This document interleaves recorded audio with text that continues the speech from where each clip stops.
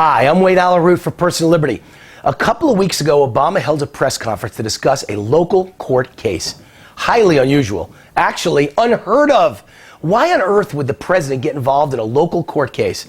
President Obama just can't let the Zimmerman, Trayvon Martin case go because he is race obsessed. Obama asked the key question: what if Trayvon was white? So I've set out here to examine that very question. What if Trayvon Martin was white and George Zimmerman was black? Obama is right. Everything would have been different about the case. If Trayvon was white, there would have been no national headlines.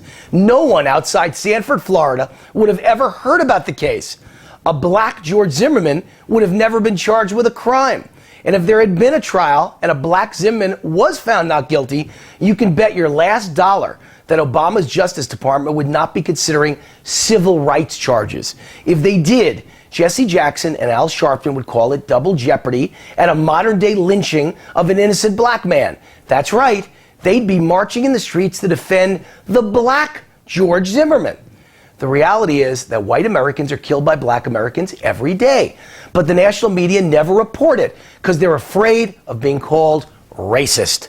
I can't remember ever seeing or hearing race mentioned on the national news unless it's a white on black crime. And then, of course, it's the centerpiece of the story, and they always blame it on racism. By the way, George Zimmerman isn't white. He is Hispanic. But liberals never let facts get in the way of a good story. That's why the media and the race baiters have coined a new phrase: white Hispanic.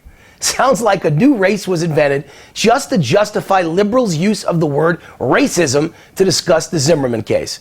The same fear of being called racist is exactly the reason the national media never reports black on black crime, which has become a national epidemic, a tragedy. Cities like Detroit, Philadelphia, Baltimore, and Obama's Chicago are young black male killing fields. They're more dangerous for black Americans than serving in Afghanistan or Iraq. Why doesn't the national media report on this tragedy? Why hasn't Obama ever held a press conference to discuss this crisis? It's certainly much more devastating to the black community. Could Obama name any of the black murder victims in Chicago that were shot by other blacks during the Zimmerman trial? I'll bet not.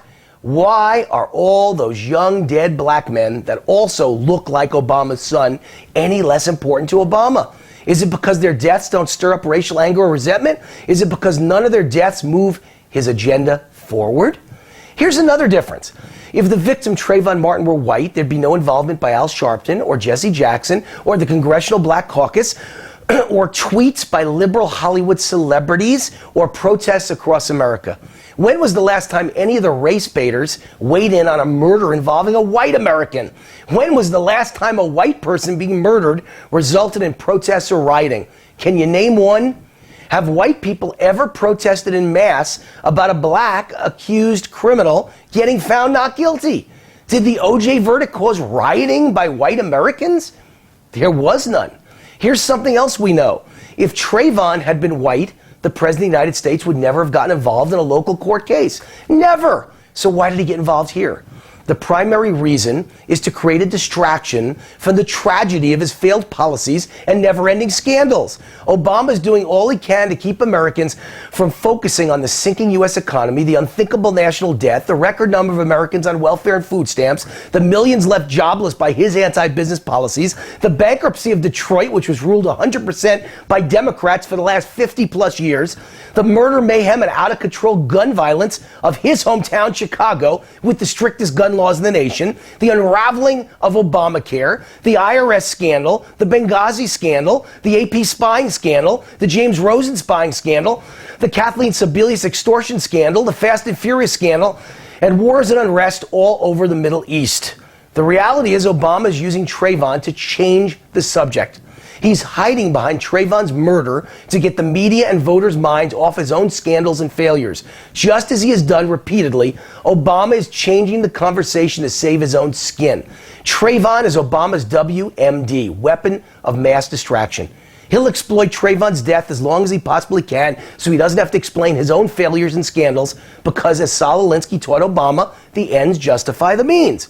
Don't forget, The IRS scandal just happened to deepen on the very day Obama chose to bring up Trayvon Martin at an impromptu press conference.